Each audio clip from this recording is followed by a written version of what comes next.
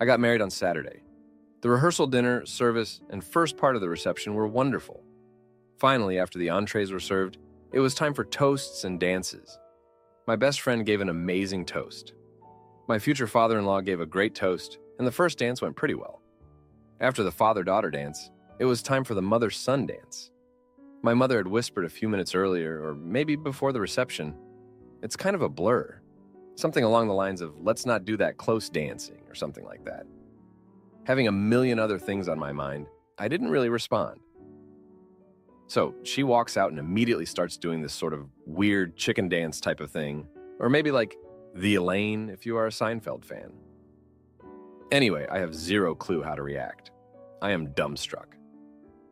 I guess I planned on doing the same perfunctory two-step because, it's my mom and neither of us have interpretive dance degrees. Laughter starts building and people start saying, "Dance apprehensive sock, dance." And I have no idea what to do. My mother keeps saying over and over again, "I knew I should have taught you to dance," until fight or flight takes over and I just run away from the dance floor. The music ended and one guy comes up to me and says, "Looks like you have 2 left feet there, fella." Another comes up and says, "I guess you skipped dance lessons, huh?" Even one of the caterers says, "You should have danced with your mama." After enough of this, I just wanted to hide away from everyone else and went upstairs to start cleaning. That actually turned out to be a good idea, but that's a separate issue. I felt this intense sense of public humiliation I hadn't felt in such a long time. There were members of my wife's family there I had never met, old friends I hadn't had a chance to catch up with, and suddenly it looks like I was just a huge jerk who wouldn't dance with his mother. The next morning, I was so depressed and ashamed that I stayed in the hotel room with my cat while my wife handled the brunch. I felt like a huge jerk again for leaving her to deal with all that, but I just couldn't deal with another snide comment. Is there a different way I should be thinking about this? I understand it's very much a first world problem, but I honestly feel pretty publicly traumatized. It felt like the end of the movie Whiplash, when the music teacher changes out the sheet music on the main character. My wife has been really supportive and has tried to diminish my embarrassment, but I heard one of her friends say that people at the guests' tables were talking about it and wondering why I had abandoned my mother during what they must have thought was our pre-choreographed dance. I don't know how to end this post because I don't really know what to make of this in the first place, but does anyone have any advice? It's also worth noting that my mother once threw my now wife, then girlfriend, out of the house.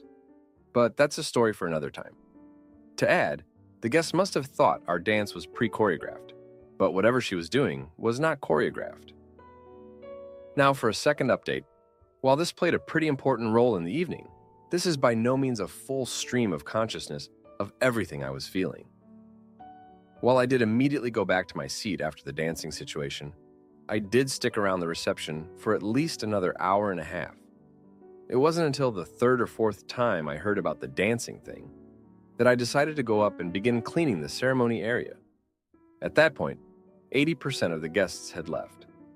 And while I did skip breakfast the next day, I spoke with members of her family after my mother left. Also, my wife is great for putting up with me. She and my mother have had their own entanglements, and theirs have been much more acrimonious. While this was a big damper on my evening, on balance, I felt very loved and appreciated. I also attempted to dance along for a minute or so, before the laughter became too much and my mother had been saying things like, "See, I knew I should have taught you to dance," over and over again. Now, for a few comments before the update.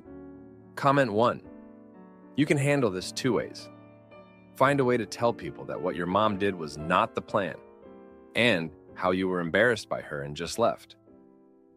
She really made that mother-son dance all about herself, didn't she? Chuckle, chuckle.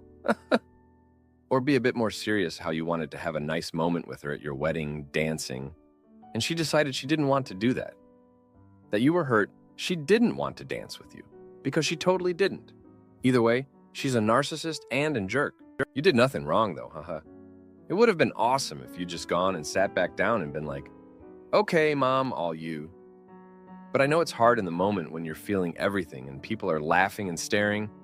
I'm sorry she did that to you. Comment 2. Does your mom always seek attention or try to ruin events that are special, like birthdays? It's all assumptions on my end, but it sounds like your mom may have narcissistic tendencies. She likes to be the center of attention, ruin big events, and they hate any girls their sons date. It sounds like she wanted to make your wedding about her and knew how to get attention and ruin the event. Even after everything was planned, she made it seem like she would follow through, but in the end, had to do things her way. She knew how to embarrass you and how to ruin the day for you. She made sure you'd remember the day, not as something special with your new wife, but something special that your mom did. Now, for the update, thanks for all the comments from the last post. So, 3 days have passed since the wedding, and things have been a bit of, well, interesting. After the whole dance fiasco, I decided to take a walk to clear my head.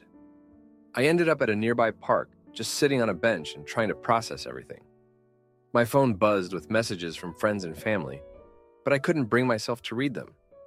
I felt like I had let everyone down, especially my wife. When I finally got back to the hotel, she was waiting for me with a concerned look on her face. We talked for a while, and she reassured me that everything would be okay. But I could tell she was still a bit hurt by my disappearance. The next day, we had planned to go on a mini honeymoon to a nearby cabin. I was still feeling pretty down, but I didn't want to ruin our plans. We packed our bags and headed out, trying to put the events of the wedding behind us. The drive was mostly silent, with both of us lost in our thoughts. When we finally arrived at the cabin, it was beautiful and serene, just what we needed. We spent the first day just relaxing and trying to reconnect. We cooked dinner together, played some board games, and even managed to laugh a bit. But things took a turn on the second day. My mother called, and I made the mistake of answering. She started going on about the dance and how she felt embarrassed too. She mentioned that she had been trying to lighten the mood and didn't expect me to react the way I did. I tried to explain my side, but it quickly turned into an argument. My wife overheard the conversation and could tell I was getting upset. She took the phone from me and told my mother that we needed some space. After hanging up, she hugged me and said we should focus on enjoying our time together. That night, we decided to go for a walk in the woods. It was peaceful, and for a moment, I felt like everything was going to be okay. But then, out of nowhere, I tripped over a tree root and twisted my ankle. My wife helped me back to the cabin, and we spent the rest of the night with my foot propped up, icing it. It was a minor injury, but it felt like the universe was conspiring against us. On the third day, we decided to head back home. The drive was long and uncomfortable, with my ankle throbbing the whole way. When we finally got back, we were both exhausted. My wife suggested we take a nap, but I couldn't sleep. I kept replaying the events of the wedding in my head, wondering what I could have done differently. I decided to check my emails, and that's when I saw a message from my boss. He had heard about the wedding incident and wanted to talk to me about it. I felt a sinking feeling in my stomach. How had he found out? I called him, and he explained that one of our mutual friends had been at the wedding and mentioned the dance mess. He was concerned about my mental state and wanted to make sure I was okay. I assured him that I was fine, but I could tell he wasn't convinced. He suggested I take a few days off to recover, which I reluctantly agreed to. Later that evening, my wife and I sat down to talk about everything that had happened. She admitted that she was worried about me and didn't want this incident to affect our relationship. I promised her that I would try to move past it and focus on our future together. We decided to make a plan to address any lingering issues with my mother and set some boundaries. As we talked, I realized that my mother had always been a bit overbearing. Growing up, she had a tendency to control every aspect of my life, from my hobbies to my friends. I had always tried to please her, but it was never enough. My wife pointed out that this dance incident was just another example of my mother trying to assert her control. It was a tough pill to swallow, but I knew she was right. The next day, I called my mother and had a long, difficult conversation with her. I explained how her actions had affected me, and that I needed some space to figure things out. She was upset, but I stood my ground. It was the first time I had ever set boundaries with her, and it felt both liberating and terrifying. In the days that followed, my wife and I focused on rebuilding our relationship. We spent more time together, talking about our hopes and dreams for the future. We also made a pact to support each other no matter what. It wasn't easy, but we were determined to make it work. Looking back, I realized that the dance incident was a wake-up call. It forced me to confront some deep-seated issues with my mother and take steps to address them. It also brought my wife and me closer together as we navigated the fallout together. While it was a painful experience, it ultimately strengthened our bond. Thanks for reading. Am I the idiot for confronting my boyfriend after finding flirty messages from another girl? So the other day, my 25-year-old female boyfriend, who is 26 years old male, of 6 years, and I were driving somewhere, and he had Google Maps open on his phone. His battery was low, so he asked me to prepare maps on my phone in case his turns off soon. At one point, he gets a notification that has a Snapchat logo on it. I didn't see what the notification said, and I asked him if he has Snapchat. He kind of swiftly took the phone in his hand and told me his phone sometimes gives him notifications for apps he should install, like some kind of recommendation or pop-up ads. We actually talked about that the other day, and he told me he turned those off right after buying the phone a few years ago. I asked him if I could see it since it was so weird to me. He held the phone in his hand still while driving and told me he'd show me in a minute since the traffic was tricky. Then, after a few minutes, I asked again and he gave me the phone. It was turned off, he said it ran out of battery, and I gave it back to him. I told him I took the charger with me. I just need to find the adapter to plug it in the car. I searched and couldn't find it in the usual spots, so I asked if it was on his side of the door. He rummaged with his hand for a bit and told me it's not there. When we arrived, he got out of the car and I quickly checked his side to see if the adapter was there, because I could have sworn I had seen it. And lo and behold, it was right there. I didn't even have to search for it. When we arrived, I offered to put his phone on charge, but he declined and went to get the charger himself. He was gone for more time than needed, but okay. He returned like nothing happened, and after half an hour, asked me if I could go and get his phone since it was charging in another room. Now he didn't hide it at all. I didn't say anything then, so now I'm sitting here thinking, what the frick happened? Why did he lie to me? Did he actually have Snapchat installed and didn't want me to see it in the car where he can't uninstall it and I would see what he was hiding? I don't want to confront him just yet. I don't even know what I would say. I'm pondering, thinking if I'm overreacting or is there really something more to it? Perhaps it's a dumber reason. What could he be actually hiding? To add, he went to show me it was really ads, but I was a bit snoopy, so I went to check uninstalled apps that were recently updated and saw about 5 or 6 apps for encrypted messaging like Signal and Teleguard, also Boo, and a while back, Tinder, so that's great. Now, for a few comments before the update. Comment 1. Even a better idea is to search his phone number. It will be linked directly to his account, and there is no denying that. Comment 2. Yes, he is lying. Perhaps search his name on Snapchat if you or your friend have the app. Now, for the update. Hey everyone, a lot has happened since my last post. So, after that weird car ride, I decided to keep an eye on my boyfriend's behavior without jumping to conclusions. I didn't want to confront him without more information. Over the next few days, I noticed he was being extra cautious with his phone. He would take it with him everywhere, even to the bathroom, which he never used to do. This made me even more suspicious. One evening, while he was in the shower, I decided to take a quick look at his phone. I know it sounds bad, but I needed to know what was going on. I found out that he had indeed installed Snapchat, along with a few other apps like Signal and Teleguard.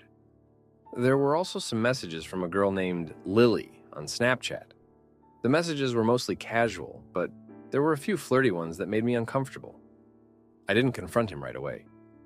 Instead, I decided to gather more information.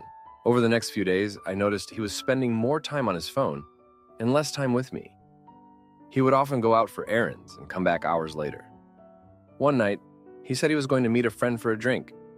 But when I called his friend to check, he said he hadn't seen my boyfriend in weeks. I felt like I was going crazy. I didn't know what to do. I decided to talk to my best friend about it. She suggested that I confront him and ask him directly about what was going on. I was scared, but I knew she was right. I couldn't keep living like this. So one evening, I sat him down and told him I needed to talk. I asked him about the Snapchat messages and the other apps. At first, he denied everything, but when I showed him the messages, he couldn't lie anymore. He admitted that he had been talking to Lily and a few other girls. He said it was just harmless flirting and that he never meant to hurt me. I was devastated. I didn't know what to do. I loved him, but I couldn't trust him anymore. I told him I needed some time to think and asked him to leave for a few days. He agreed and went to stay with a friend. During those few days, I did a lot of thinking.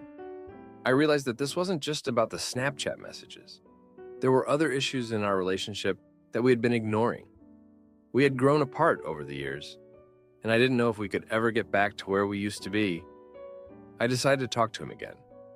I told him how I felt and asked him how he felt about our relationship. He admitted that he had been feeling the same way.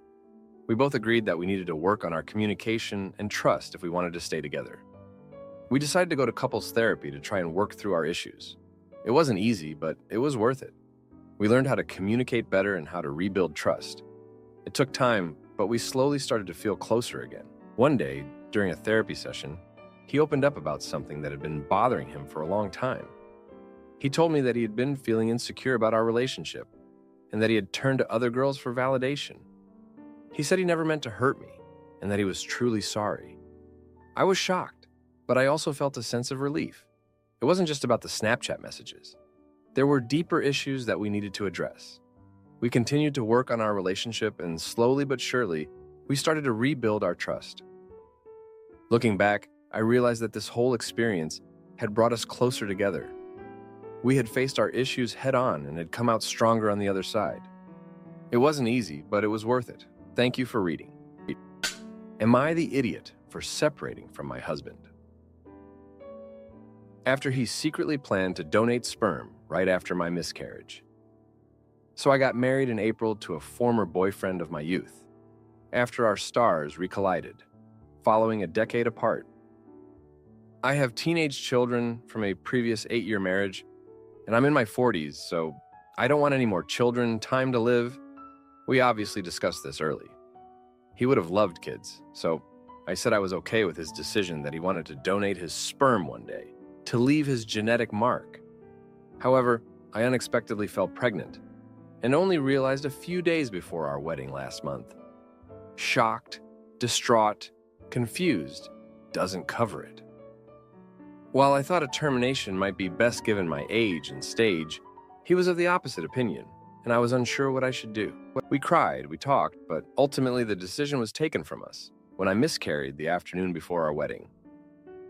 We still managed to have a wonderful day, but complications meant I required a rather unpleasant and painful procedure a week after the wedding. Today, just 3 weeks on, I'm still suffering the physical symptoms, bleeding, and the obvious emotional ones.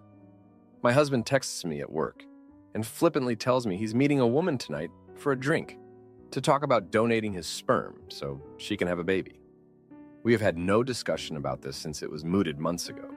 I have no idea to what extent he intends to be involved in any baby's life, etc. But the real issue for me is not that he's donating his sperm, which I do want to support him on if it's what he really wants. It's that he's been on apps for the last few weeks chatting with women and setting this up while I was having a miscarriage. And right after our wedding, I'm really struggling physically and emotionally after the miscarriage and feel betrayed that he's kept this secret and taken it to this stage with zero consultation. It seems so insensitive. When he texted today, I was in shock, absolutely heartbroken at the timing, and had to leave work to explain how I felt. He greeted me as if this were an everyday occurrence. I feel this is really poor timing, callous. Could he not have waited even until a few months after the miscarriage and our wedding, or until we'd talked it through again? Despite me being devastated, he justified it as a positive thing that would help us heal. And he left tonight to meet the woman. I have no idea where. I feel utterly broken, and I'd appreciate hearing what others think here. It's the timing of this and keeping it secret. I would support his choice to do this. But now, I feel like our entire marriage is in jeopardy, and he has prioritized to reproduce with another and to fulfill his need to do so over the needs of his wife right now. I'm devastated and need some advice, folks. I don't want 2 failed marriages but 1 month in, and I'm feeling pretty damn alone tonight. To add, he's great with my 2 kids and is actively involved with them. Now, for a few comments before the update. Comment 1. Has this guy ever heard of a goddamn sperm bank? You don't meet up with random women and offer your sperm to leave your mark. That is absolutely freaking absurd and out of line. This dude is trash if he thinks this is even remotely okay. But I would bet he knows it's not, and he doesn't care how you feel either way. Comment 2, is he planning to donate sperm in a cup, or is he planning to impregnate her the old-fashioned way? Regardless, going on websites behind your back is very sketchy and disrespectful. This whole situation is like watching a train wreck in real time. Now, for the update. Hey everyone, a lot has happened since my last post. After my husband left to meet that woman about the sperm donation, I was left alone with my thoughts and feelings. I spent the night crying and trying to make sense of everything. The next morning, I decided I needed to talk to him about how I was feeling. When he came home, I confronted him about the timing and secrecy of his actions. He seemed genuinely surprised by how hurt I was, which only made me feel worse. He apologized, but it felt hollow because he didn't seem to understand the depth of my pain. Over the next few days, I tried to focus on my kids and work, but it was hard to shake the feeling of betrayal. My physical symptoms from the miscarriage were still present, and the emotional toll was becoming unbearable. I decided to see a therapist to help me process everything. During my first session, I realized that I had been suppressing a lot of my feelings to keep the peace in my marriage. The therapist encouraged me to be more open with my husband about my needs and boundaries. That evening, I sat down with my husband and told him about my therapy session. I explained that I needed him to be more considerate of my feelings and that we needed to communicate better. He agreed and promised to be more mindful in the future. I felt a small sense of relief, but I knew it would take time to rebuild the trust that had been broken. A few days later, my husband received a call from the woman he had met about the sperm donation. She wanted to move forward with the process, and he was excited about the prospect. I felt a pang of jealousy and sadness, but I tried to push those feelings aside. We had a long conversation about what his involvement would look like and how it would impact our lives.